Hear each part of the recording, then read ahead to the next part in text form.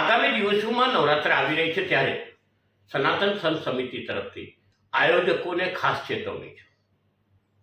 પછી કહેશો કે તમે અમે તો કોન્ટ્રાક્ટ આપી દીધો ને આ બધાથી દૂર રહો. બેસિકલી અમારી માગણી એ છે કે કોઈ પણ ગરબા આયોજક પરધર્મીને મંડપ ડેકોરેશનનું કામ ના આપે. બીજા નંબરની માગણી એ છે કે અત્યારે જે પાસ વિતરણ ચાલુ થયું છે તે આધાર કાર્ડ ચેક કરીને આપવામાં આવે. એમાં પણ પરધર્મીને આધાર પાસ ન જાય તેનું ધ્યાન રાખવામાં આવે. ત્રીજી વાત કે દીકરીઓની સુરક્ષાનો વિચાર કરે. અને ચોથી બહુ મહત્વની વાત કે ગરબાની અંદર આવતા દરેકને તિલક કરવામાં આવે. આ 4 વસ્તુ પછી પાછળથી બહાના નહીં ચાલે.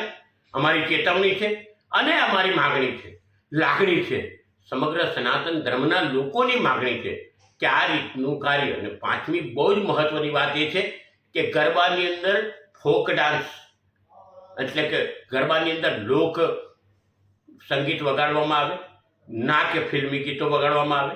વિભત્સતા ન પીરસાય તેનું ખાસ ધ્યાન રાખતો આ વિનંતી છે.